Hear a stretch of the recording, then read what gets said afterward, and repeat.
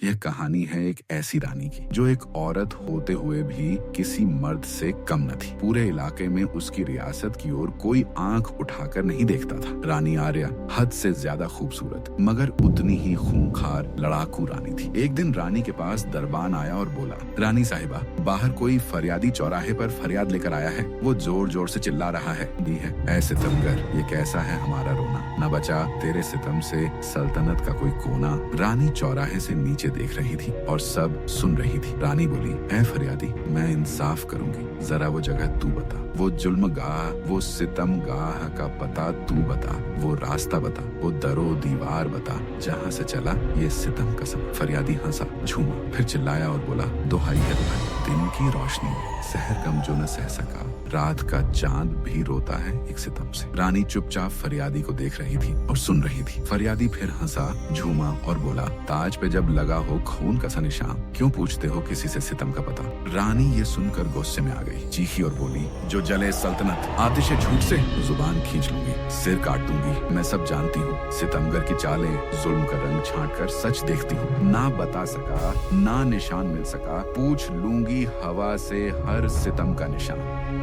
ये बोलकर फरियादी एक तरफ को चल दिया और सबकी नजरों से ओझल हो गया। ये देखकर लोग इकट्ठा हो गए। कोई कह रहा था, ये कौन पागल है जिसने महल को सिर पर उठा रखा है। रानी के वजीर भागता हुआ आया उसे पकड़ने के लिए, लेकिन तब तक वो जा चुका था। जांच करने पर पता चला कि वो कोई पागल भिखारी है जो इधर उधर पागलों की तरह घूमता रहता है। वजीर ने जब रानी को सारी बात बताई तो रानी ने गहरी सांस ली और कहा, उस फरियादी की बात में कुछ तो जरूर था, उसे ढूंढो, उसे मेरे पास लाओ। सिपाही भागे, चारों दिशाओं में उसे ढूंढा, हर गली हर मोड़ देखा, लेकिन वो कहीं नहीं मिला। जब आखिरकार सिपाहियों ने रानी को बताया कि भिखारी नहीं मिला तो रानी का चेहरा तमतमा उठा, उसकी आंखों में आग सी जल उठी। उसने सिंहासन से उठकर गुस्से में चिल्लाया, पूरा महल हिला दिया एक पागल की चीख ने, और तुम सब उसे ढूंढ नहीं पाए। क्या मेरी हुकूमत इतनी कमजोर हो गई है? जाओ जमीन पलट डालो, हवा से पूछो, साया टटोलो, मुझे वो फरियादी चाहिए, जिंदा चाहिए। रानी अकेली बैठी सोच रही थी, वो भी क्या दिन थे जब वो रानी नहीं थी। उसकी जिंदगी में एक शूरवीर शहजादा आया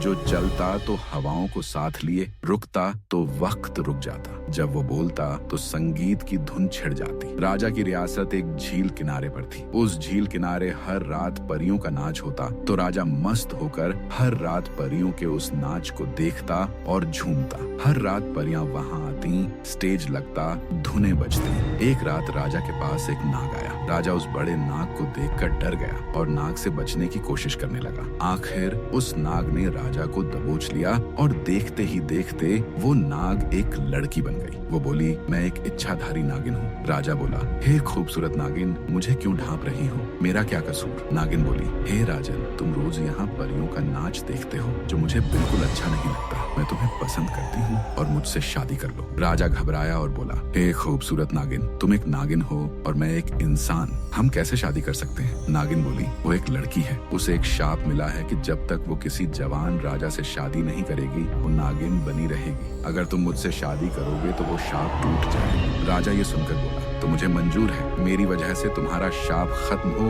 यही मेरा कर्तव्य है। राजा और नागिन की शादी हो गई और उसी रात राजा मर गया और नागिन एक खूबसूरत रानी बन गई। रानी ये देखकर बहुत हंसी और खुश हुई। रानी ये जानती थी कि वो जिस भी राजा से शादी करेगी वो राजा उसी रात मर जाएगा।